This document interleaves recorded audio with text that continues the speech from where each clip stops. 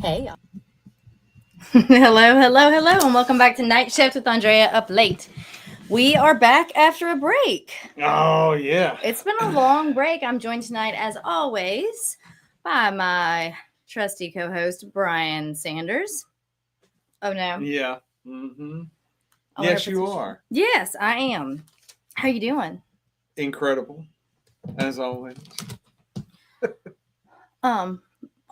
Well, I'm glad that you're incredible. Yeah. Hey, everybody! It's good to see you again. This is our first time back, and we took 2 or 3 weeks off because of Yeah. Christmas and New Year's and stuff. And I'll have to be honest that while I missed you all terribly, I also was enjoying not doing my weekly research paper. I feel like so that was kind of nice as well.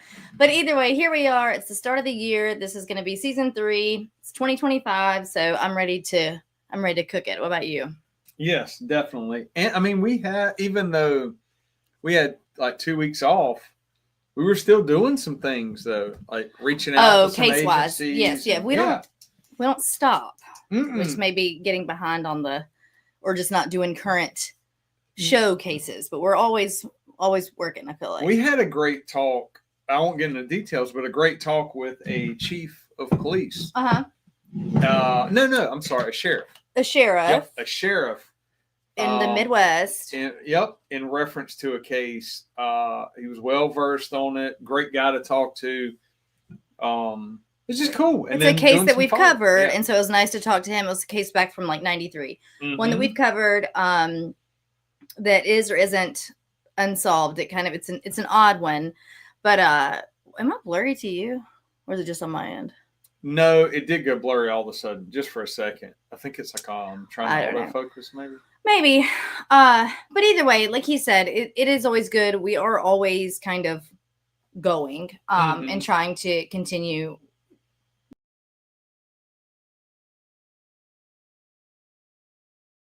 I want to say that if I can, like in reference to trying to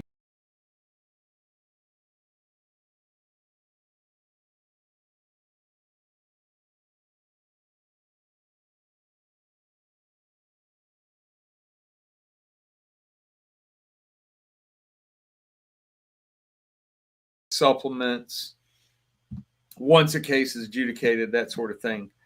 It may explain things that we don't always. Okay, they're saying that we're losing audio. So what's going? Can you guys hear us right now?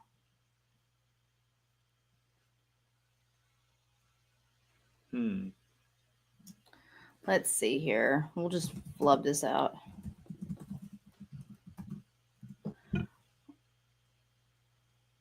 Okay. Okay, so you can hear us. Okay. Am I blurry to you guys? And then we're going to move right along for those that are just listening. Okay. That's so weird. Am I on yours? Yeah, you are, but I don't understand why. Okay, well, yeah, they say I am there too. Okay, you keep talking for just a moment. Well, I want to say that when we're doing these cases, and we only have access to what is open source on the internet. However, when you can dig further and get transcripts or sometimes get copies of search warrants, things like that are released, they're public knowledge, you can then actually read a lot more about cases. Then it kind of makes sense whenever we're reading something that's open source or something on the internet, and it kind of glosses over why someone was charged or even why something was suppressed or whatnot. Yeah. So we've learned a lot there. We've kind of teased at the fact that we're trying to connect some dots in a couple of the cases that we've covered that are not otherwise connected. So we will obviously keep you guys. It's not something we can talk about now, but we'll keep you posted as soon as we can.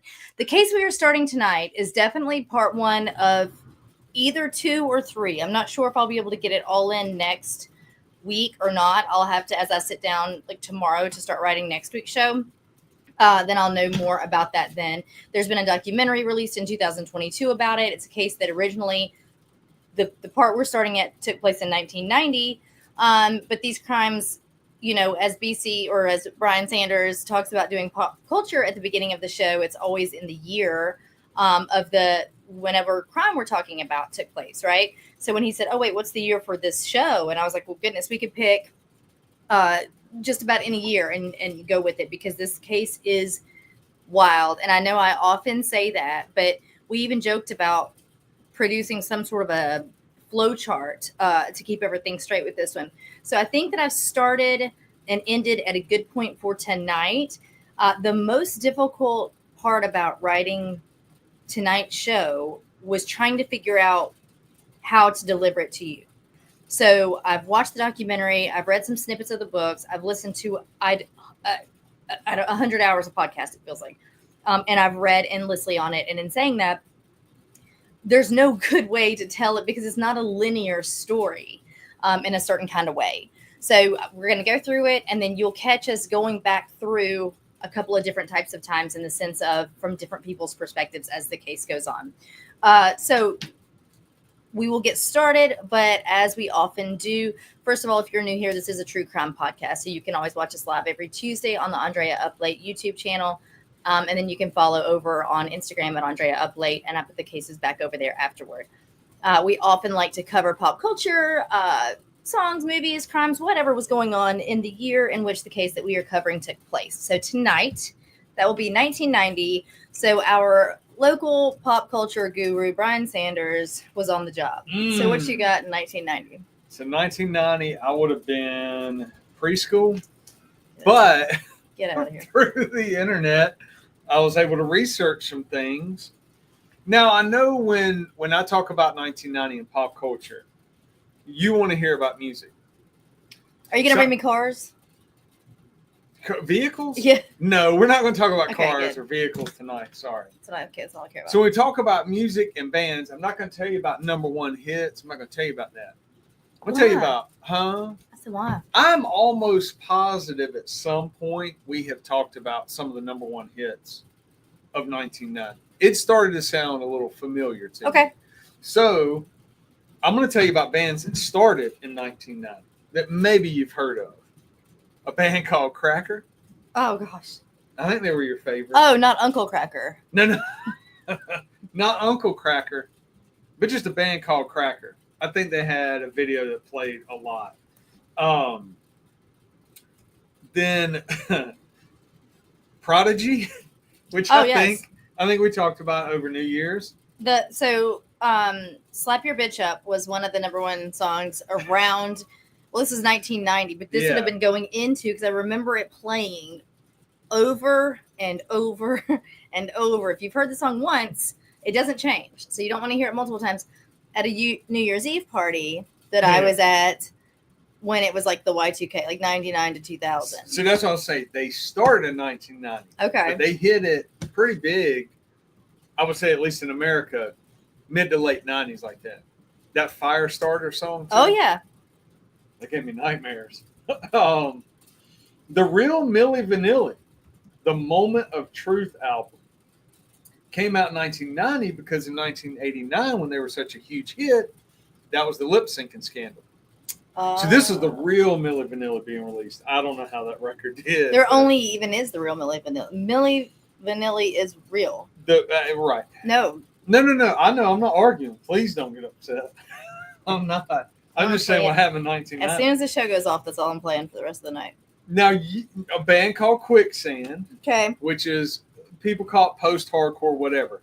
I tell everybody, if you like music, like just stripped down music, get Quicksand. Then you got your third wave ska bands that started hitting it big. They were formed in 1990, like Mephistopheles. You talk about them often, actually. The Pie Tasters. Oh, okay. A band with a funny name, Stretch Armstrong. Okay.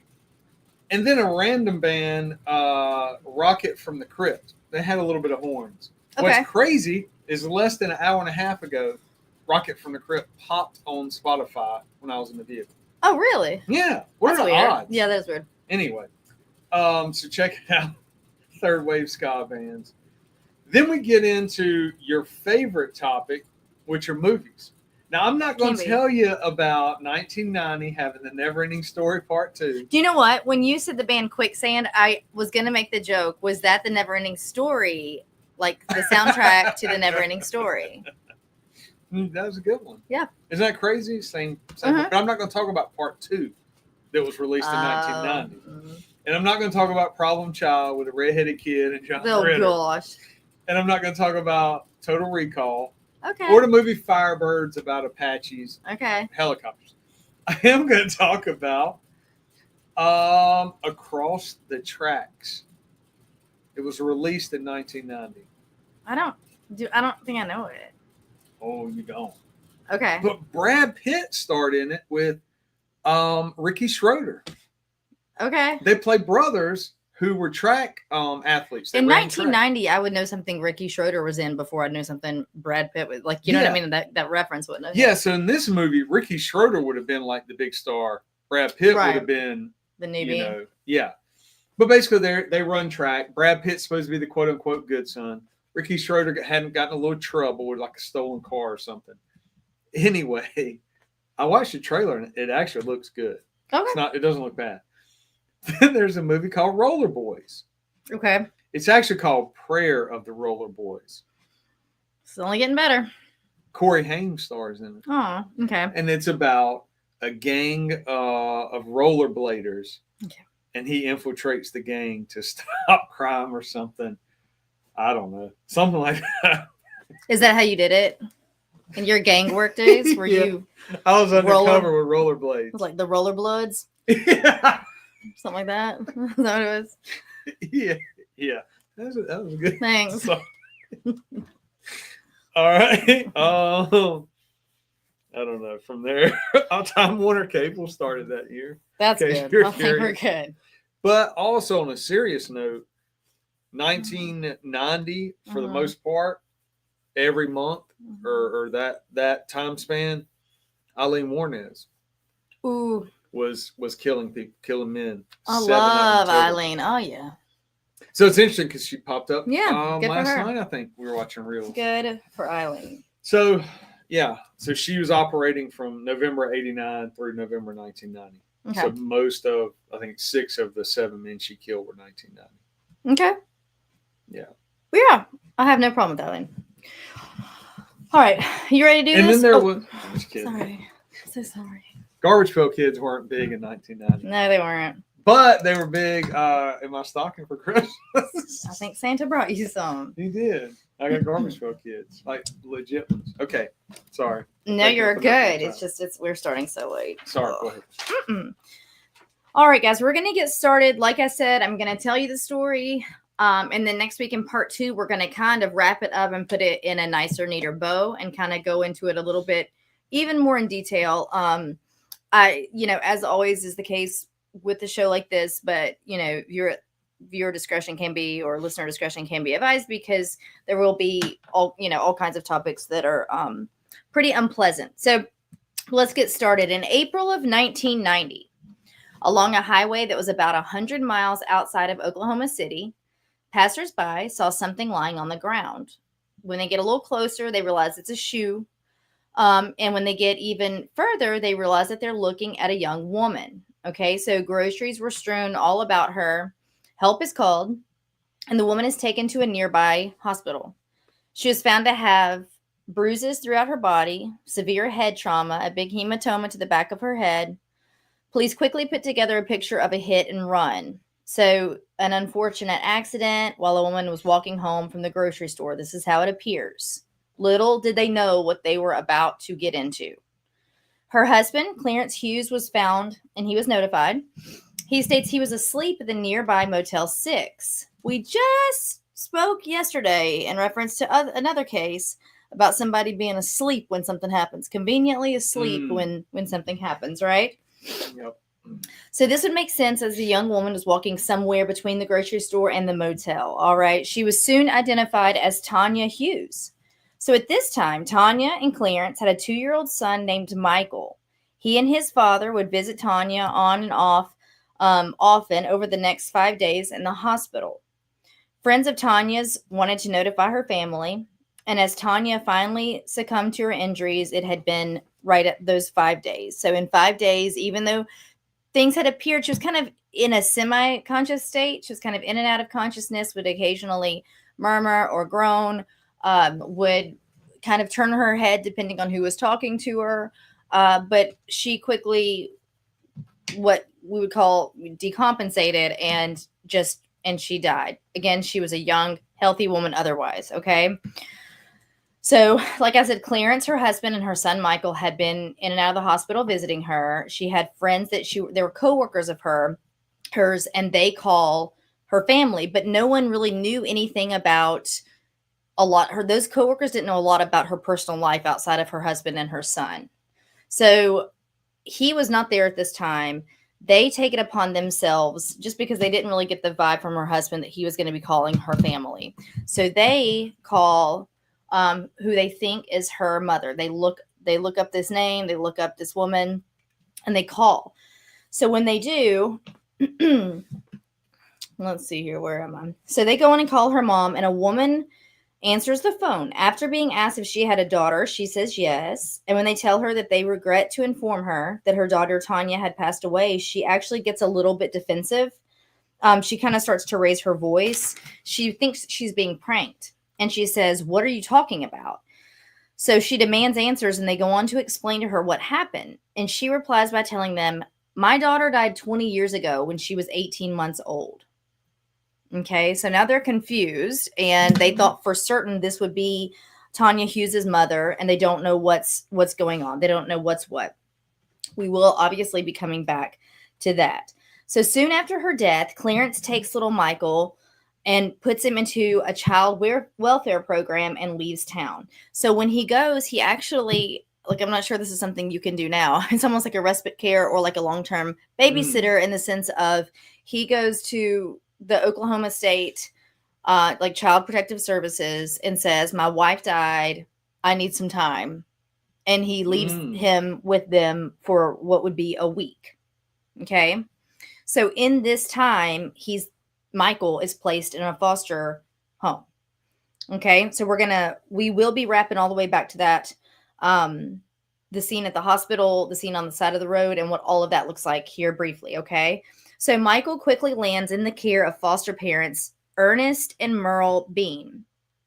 So they had fostered dozens of children. In fact, I believe it was around 60 to 70 children in the decade leading up to them taking care of Michael.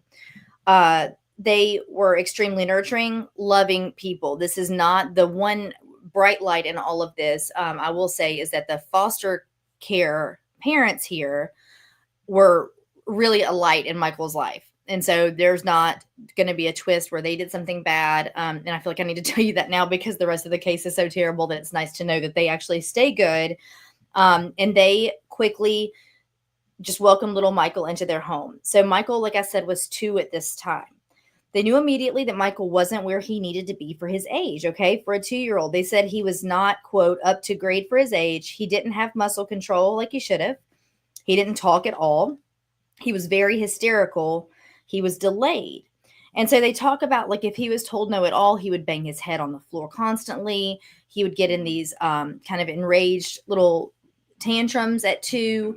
He was like, in one respect, like I said, he didn't speak and he was delayed, but he was also like a little wild animal in their home. So they immediately start to try to correct that behavior and just work with him. They don't know, of course, it's foster care, right? They've done this. They're not new to this game. So they don't know how long they're going to be taking care of little Michael. But when they got him, their only directions were that he was still on a bottle and that he could only drink Pepsi. Okay. So that might have something to do with some of the symptoms that we just referenced. So they work with him through that.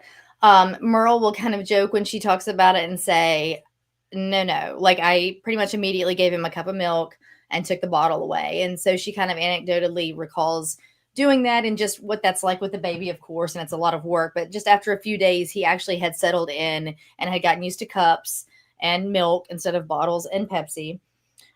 So they recall the time fondly when they talk about, when Mr. and Mrs. Bean talk about Michael, but they say that basically the whole time they had him, his father was trying to get him back.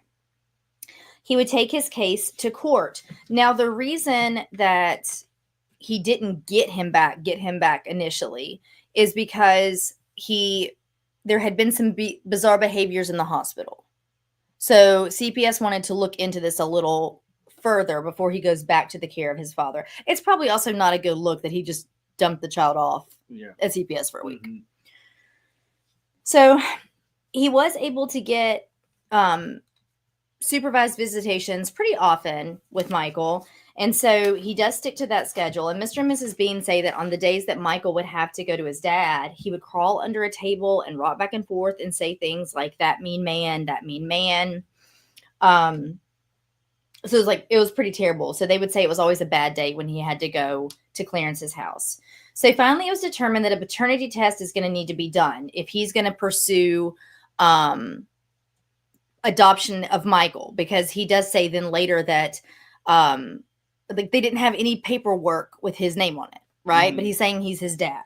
So they do a paternity test, and Clarence refused at first, but it was court ordered in order for him to actually get Michael back from the Beans house. So they complete the paternity test, and it's revealed that Clarence is in fact not Michael's father. So the visitations are stopped, much to the chagrin of, or to the happiness of Mr. and Mrs. Bean. And about 1 week after his rights were completely cut off with Michael, Mrs. Bean says that she became concerned that Clarence was lurking. She said that one day she looked out the window and noticed a truck driving by very slowly and could tell that a man was staring at their home. So she went on and called back out to CPS, the people that had handled their case, and asked them what vehicle Clarence drove. They tried to console her and kind of say oh, it's fine. And, he wouldn't do anything, and you're probably not seeing him. And that, that's probably not him lurking outside your home. But she had a really sinking feeling. And in September of 1994, Michael was now 6 years old. Okay. So they have had Michael for 4 years. Mm-hmm. In fact, they have now started the adoption process so that they can adopt Michael as their own son. They had really taken to him. They had just fallen in love with him. Mrs. Bean's account will say that he had grown so much physically and emotionally while having been in their care. And on September 12th of 1994, Michael had just begun first grade. Clarence Hughes walked into Michael's elementary school, into Principal James Davis's office, and made a demand. Principal Davis recalls, quote, he came in. He was acting rather nervous. He said, what I'm doing is very difficult. And he said, I'm ready to die. If you don't help me, you won't live either. And Clarence pulled out a gun and threatened to kill James Davis if he didn't take him to Michael's classroom immediately. So Clarence followed the principal down the hallway. And, what do you do? Because now you're aiding and kidnapping at gunpoint. And your life is threatened too, but you don't know, the rest of them. This is before we knew a lot about school shootings and these kinds of things too. Just a terrible. I can't imagine being in the shoes of that principal in that moment. So he follows the principal down the hallway. He then forces them both. Clarence forces both the principal and Michael into the principal's pickup truck. Clarence ordered him to drive him out to the country. So all of this is at gunpoint. And Mr. Davis recalls, then when we got down a ways, he told me to stop. And he had me get out of the truck and go into the woods. He left Michael in the truck and followed me into the woods. Clarence tied Mr. Davis to a tree and left. A few hours later, he was subsequently rescued. And Michael, however, was not. So word, as you can imagine, was spreading quickly, and the investigation ensued to try and find little Michael. So this is quickly becoming a very bad situation. Now, soon after Tonya's death, Clarence called to cash in on the life insurance policies that he had taken out on Tonya just months before her death. I think it was actually just a few weeks before her death. He had taken out 2 life insurance policies to total a sum of around $80,000. Okay. And within the week of her dying, suddenly, tragically, unexpectedly, he's calling to cash out these policies, right? So he had a healthy 20-year-old wife. So Tonya was just 20 years old when she died that day on the side of the road. And at the time of her death, he was 47 years old.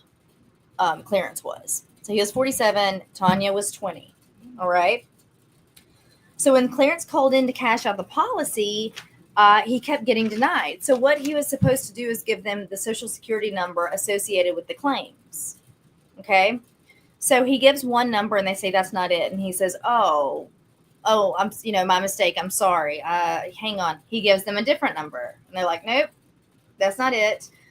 So he says, oh, I'm so sorry. Please excuse me. As you can understand, I'm distraught. My wife just died. I'm having a tough time remembering my social. So he gives them the third number, and that one takes. That number comes back to Franklin Delano Floyd. That's the name that comes back to this number, not Clarence Hughes. Okay? Mm-hmm. So Franklin Delano Floyd is actually Clarence's real name. Okay? So Clarence Hughes was an alias. I will be referring to him as Franklin from now on to try to make it less confusing, although I will let you know every time he's developed a new alias because there are plenty of them. So instead of giving him a different name every single time. So the case of missing Michael Hughes has reached national attention at this point, okay? So a woman named Jenny Fisher gets a phone call from her mother. Her mom says that Jenny's friend Sharon was on the TV. So Jenny had not heard from Sharon for a very long time. She was ecstatic to hear this news. She had been very good friends with Jenny. So she was very excited to hear that her mom saw Jenny on TV. But Jenny's mom was confused. She told her daughter, Jenny, that she was certain that it was Sharon on the TV, but for some reason they were calling her Tonya. Okay. Jenny was horrified to learn then that the woman who she knew as Sharon was actually on the news because she was dead. This is in the search for Michael, right? So they're referencing his mother, Tonya.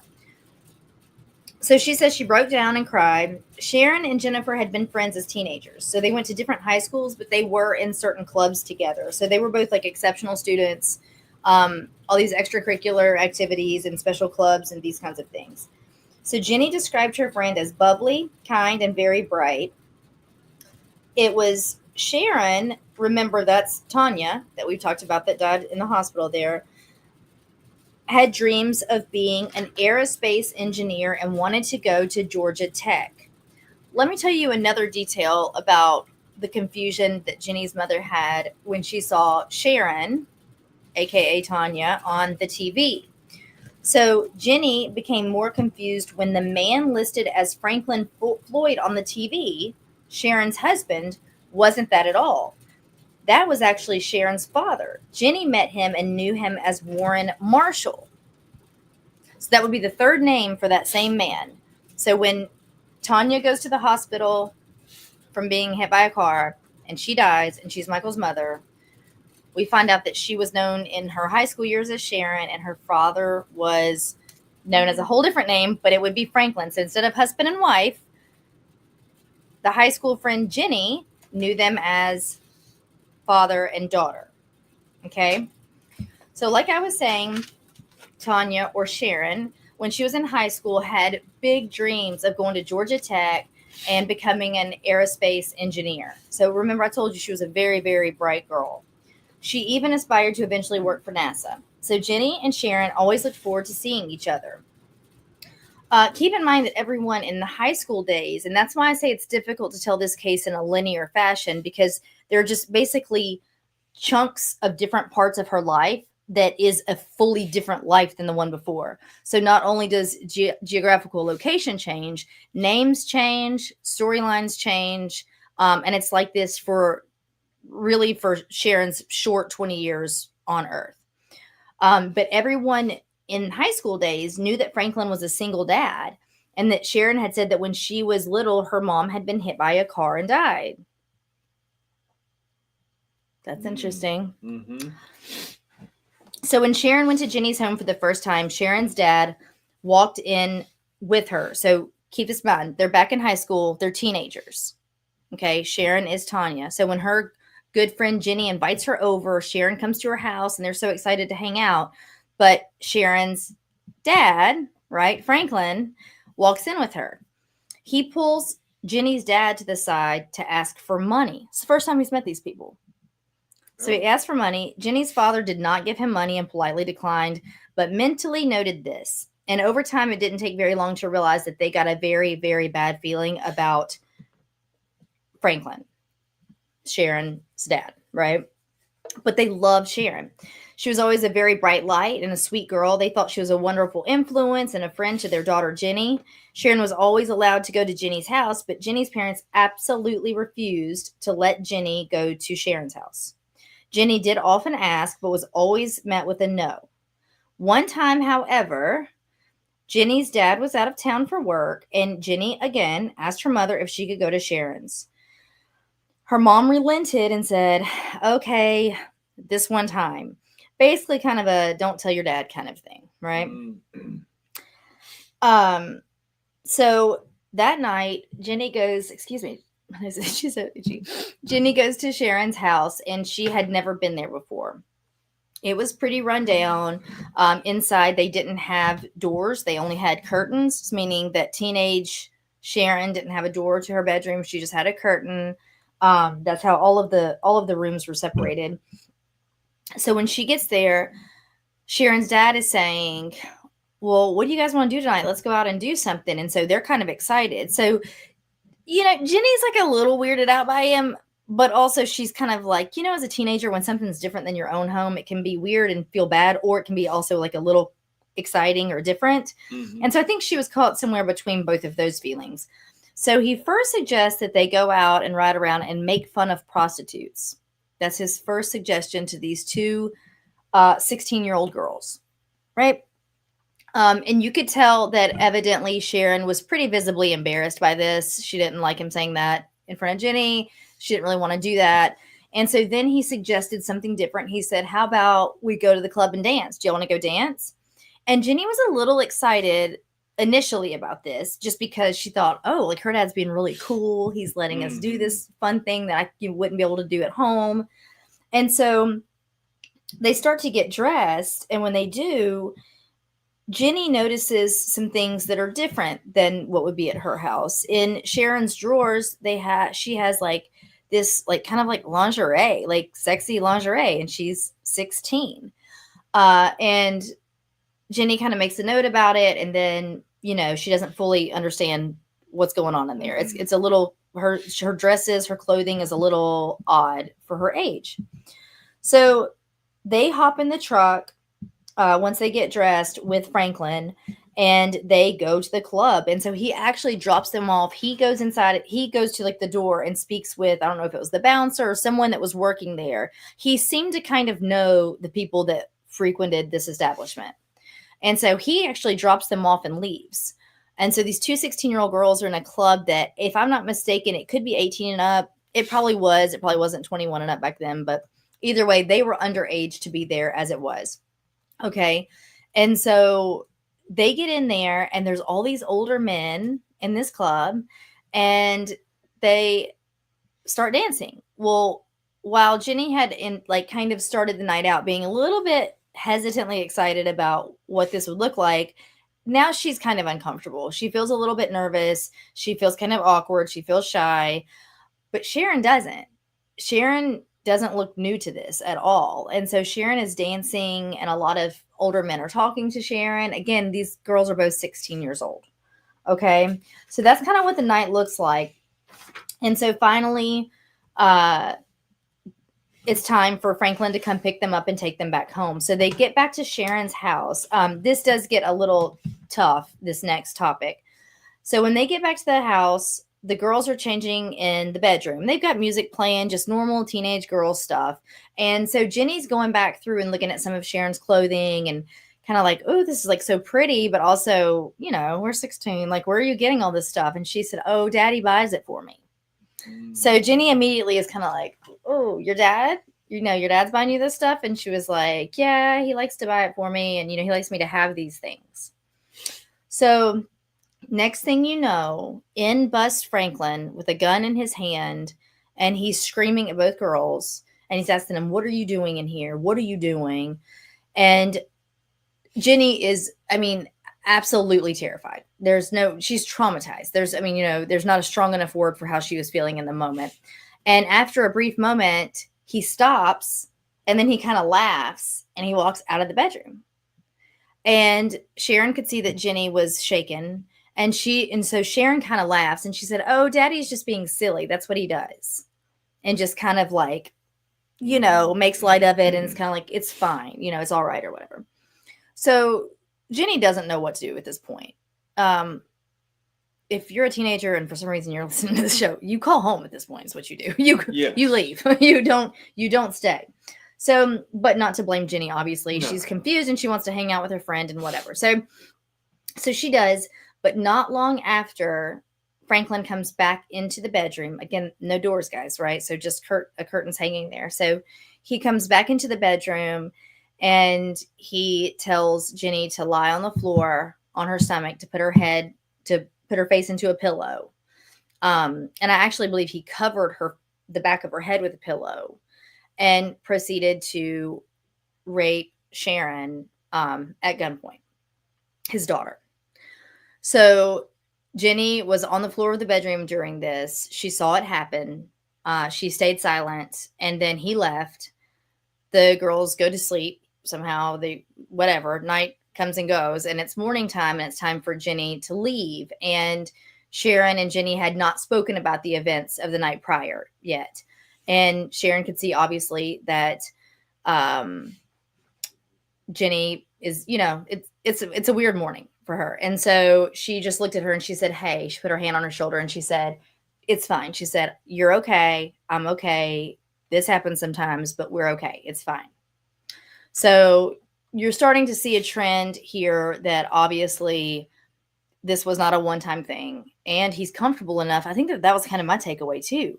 Like the audacity of doing this in front of Jenny. Yeah. Yeah. Complete witness. Yeah. Who can testify. I mean. Yeah. Go immediately home and talk to her parents about it, Mm-hmm. So, but we're going to see more of that. Like just the behavior of almost like beyond narcissism. I keep hearing things that say, I mean, that definitely plays a part here, but just, I don't know. I just keep saying sheer audacity. Like, I don't really even know what the other word would be here for this.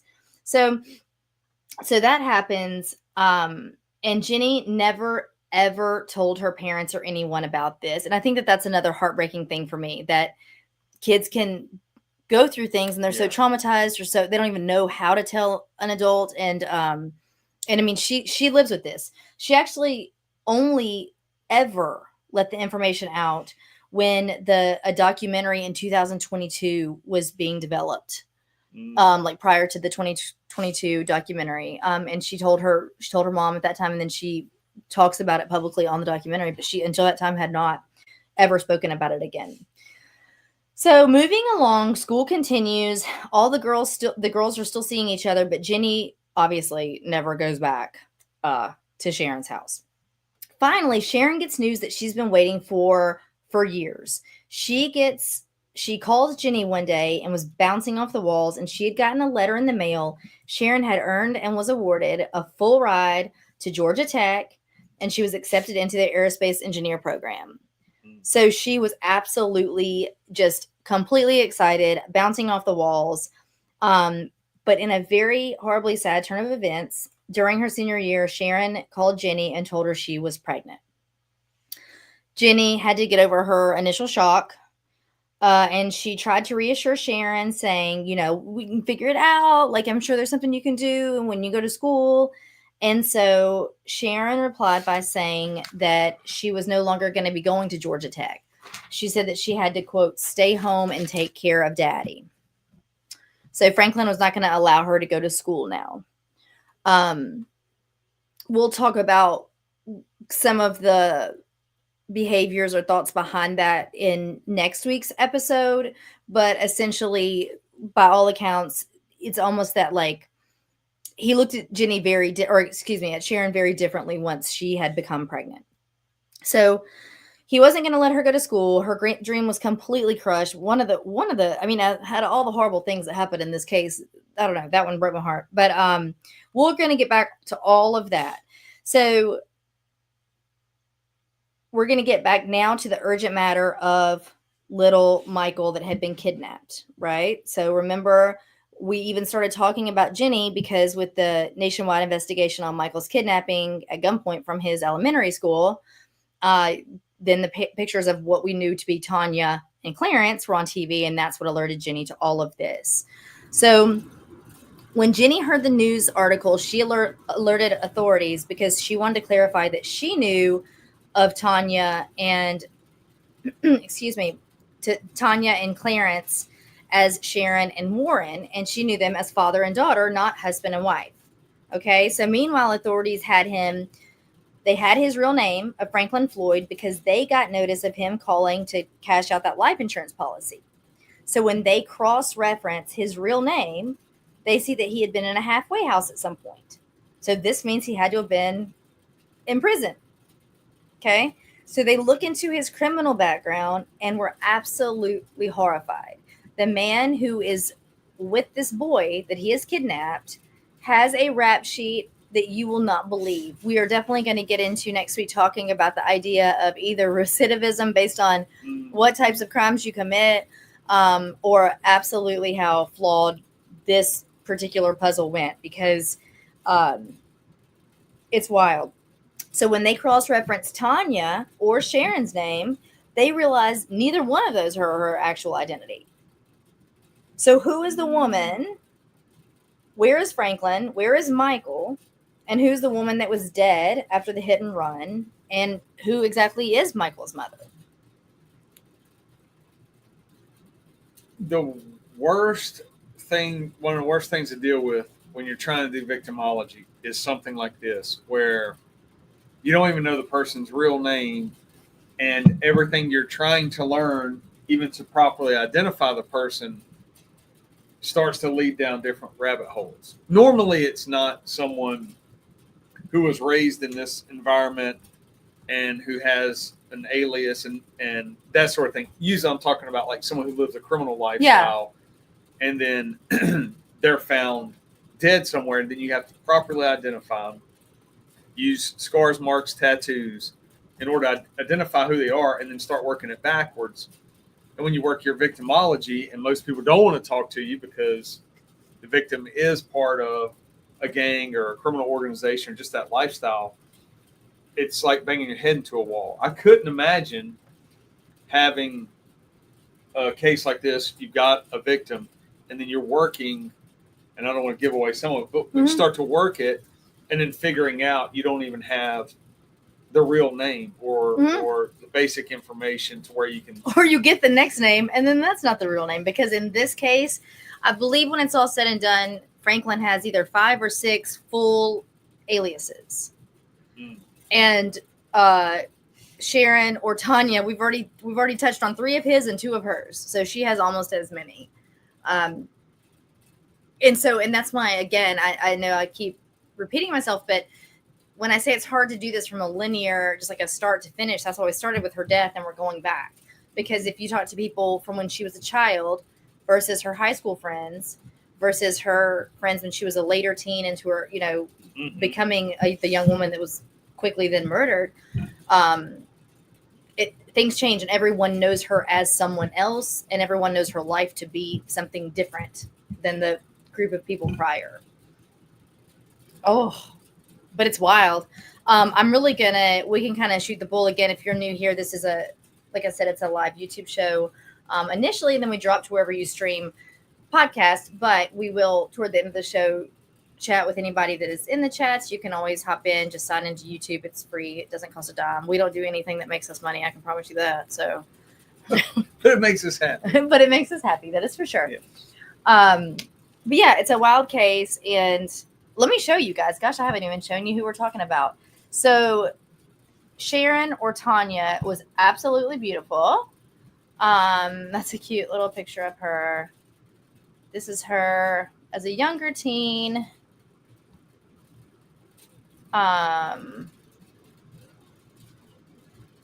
Here she is there.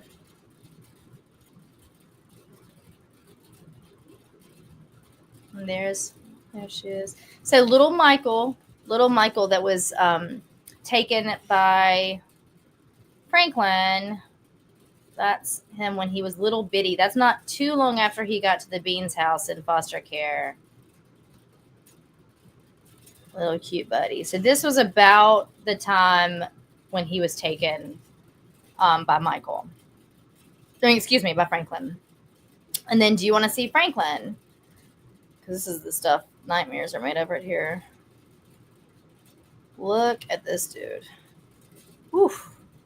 Mm-hmm. Looks like a mean son of a gun. Is it me? He? Do you think his left eyebrow is arched up? I think it's always like naturally, that. Yeah, hang on. I'll show you. I think it does that. Got a little Don Fry in him there. Let's see here. Don Fry. Oh, there he is. So you can kind of know who we're talking about. So if you are just getting here and didn't hear the first part of the show, tonight's show was not insanely long. It's only been 45 minutes. We did get a late start, but that's just to kind of give you the broad stroke. So you've kind of got the characters, you've got, kind of a sort of finite thing. Not really, right, though, because we've still got Michael out on we don't know where Michael is. He's out with Franklin. Mm-hmm. He was kidnapped at gunpoint. So we got to find Michael. We got to figure out who Tonya or Sharon is, because they still don't have her real identity. And then, is Michael her child? We know that Michael is not Franklin's child because the blood test came back. They did the paternity test. Mm-hmm. But we haven't discussed whether or not he is Sharon's child. So you've already crossed into multiple felonies. I know that people are like, yeah, genius. But, I mean, oftentimes when we're doing cases, it's almost like someone either snaps or they just focus solely on the victim, that sort of thing. Mm-hmm. Not necessarily kidnapping, essay of a relative in front of a witness with a firearm. Hey, let me ask you that. Is that a charge on its own? So in the like, let's say the exact situation that I laid out that happened here. Mm-hmm. So where he rapes her, a minor, but in front of another minor. Is there a separate charge for what that does to the other minor? Yeah, most states, I think, have those charges, and they're all worded differently. It's the same in front of a minor for that, as well as an assault. And a lot of people don't know that.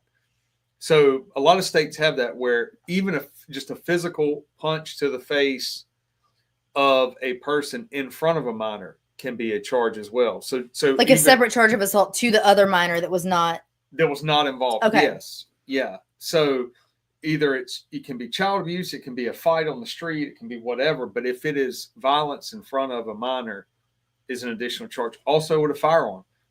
So when he adds in the firearm, so that there can be a felony for the essay that occurs, felony for basically committing a felony or the commission of a crime or commission of a felony with a firearm. And it just starts to stack up from there. Yeah. And sometimes that's a wonderful tool. Well, and you'll see that when it comes to, we will talk about it, but there will be charges, obviously, let's say with the principal at Michael's school. So there are federal and state charges. Okay. And I assume when I go back to look, I believe the federal charges have to do with Michael because he's traveling with the minor. With the principal, he's charged with just kind of like you broke it down, like the kidnapping with a weapon, and then he's got a separate weapons charge because he's a felon. Okay. Just for having having the gun as it is. So there's multiple. And something like that with the firearm also can corroborate what a witness says. So when a witness says this crime occurred, this violence, this, assault, and he had a firearm, well, can you describe the firearm? The firearm looks like this, and they actually describe a firearm that maybe is later located in a search warrant or seized or whatever. It's just more to corroborate information. Yeah. So it's crazy that when the firearms are used, oftentimes suspects use them because they enjoy it, because it keeps control. But that's used against them. And the additional charges you can utilize that in order to get search warrants to do other stuff or to get into other locations. The dude is just bold, flat out bold. And I know that sounds dumb, but the first red flag was asking another adult that you've never met to borrow money. Mm-hmm. It is absolutely crazy. I don't know anybody that I grew up, maybe one or two, but most of the men I grew up around never would have done that. Mm-hmm. And they could have been completely broke. They would not have asked a complete stranger to borrow money. So with that being said, and I'm not blaming the parents at all of Jenny, I will say, and we say it all the time, you and I talk about it, and we're very, very good at picking up on things, trusting our gut. I think you and I are pretty good at articulating other people's behavior to other people. We were talking about it today. Yeah, to be able to explain, hey, this is what we observe or whatever. But when the mother didn't like what she saw or didn't like how she felt, and then still let her go, I just say to everyone, trust your gut. And for those people who listen to the other part of the voice that says, well, I don't want to judge, he's poor, or they're down their luck. Yeah. You're not hurting anyone's feelings when you don't vocalize it. Mm-hmm. You know what I mean? So just don't let your kids go into environments like that. You don't even have to verbalize it to the person. Mm-mm. And then move on about your business and stay safe. But I do believe most people have a really good gut instinct, and it's either danger or just an environment like that they see physically and go, okay, I don't like it. The no doors. That should also be an indicator. Why? Well, and nobody knew that, right? Nobody knew that till Jenny gets over there. Right. But yes, yeah. But that being said, anyone who's listening, tell other people every chance you get. If you go into a home that does not have doors in the bedrooms, there should be a clear-cut reason for that. Now, if it's punishment, that's one thing. Or if the door is broken, that's different. But that is a horrible, horrible way to get access into a room that never wakes somebody up. And that's the first thing I thought of. Yeah. And she has no privacy whatsoever. I didn't even think about that. He can walk in. I didn't think about the quiet aspect. I was thinking the peeping, or maybe the quietly peeping, or whatever. Yeah. But yeah. I mean, not to mention teenagers need privacy, and it helps us all develop and be normal people. Yeah. Ugh. So, Silly said earlier in the chats to post a link to the merch store. If you write down what it is, I'll put it on the bottom here. Do you remember like the actual link? The website, sweetie. Like for the illicit apparel? Yeah, but the one that would be not the whatever. Isn't there like the Printify one and then the other website? Yeah. So the one that they can actually click on to go buy stuff. Yeah. Do you want to write it down and I'll just put it here? Yeah. But I did bring you guys to look at some of them. So we've been ordering mugs like crazy. We need another coffee mug, like we need a hole in our head. But they've got a few different ones that are a lot of fun, actually. So some of our favorites would be, if you can see that. Do you see it? It says Tired. And it looks like the Tide logo. You got it? Oh, I thought it said like .printify or whatever. I don't think you can type it in that way. I think you have to click on. Oh, well, I could have done this, silly. Okay, I got you. No, that's okay. That's been one of the hiccups, I think. Yeah, she said that something that you posted wasn't going through. Like she said, like the link, something was broken. Okay. So I hope it wasn't this one. It may be a direct link to a piece of merchandise that's okay, not available anymore or something. I got you. Okay, illicit apparel, dailythreads.com. This is one of my very favorites. It's gonna be very difficult to see in this light, but it's like an outline of like Dolly Parton here, and it says, "Good golly, Miss Dolly." It actually kind of looks like the Night Shift logo in the top right of the screen because it looks like neon light saying that. It's funny.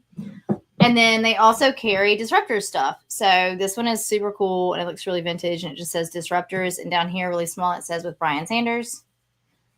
That's one of our favorites too. I don't know if you can see that. And then this one says positive mental attitude. And it's another one that's kind of old school looking, which is cool. But anyway, there's a million things on there. You just got to keep scrolling until you find something you like. But there's a lot of different types of things. And that's the website for it. But I'm like looking. At first, I felt so overwhelmed with this case because there's so much. And today may not have seemed like that, but trust when I say, and oh my gosh. So I'm really excited to kind of like lay the framework for it and get into it next week. So next week's definitely going to be a much longer show. We'll get started earlier, more on time. Yeah, I've only been able to hear bits and pieces. I've kept you in the dark. Yeah, it's horrible. I mean, we hadn't even started. Yeah, and I do think that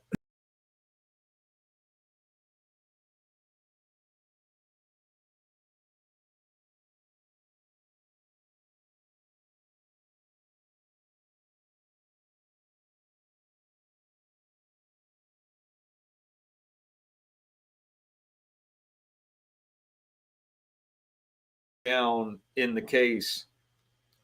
This is a lot of, I mean, I guess we've got sound again. Probably. Take notes. How about that? Episode 2.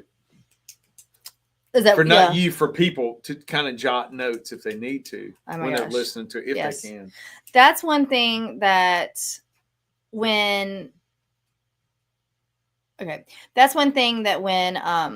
whenever I've done a show with either Beth LaMontagne or Beth and Greg, Beth's a note taker. So she'll sit down and we'll get to started and she's got that pencil and she's ready to go every time. And I dig it. But she asks great questions too, because she does that. So, but next week I feel like these 10 or 11 pages that I wrote are about to triple at least in quantity. But yeah, you guys check out Illicit Apparel, dailythreads.com. You can go follow Brian. If you are new here, he's a retired homicide lieutenant. So he works perfectly as my co-host on a true crime show.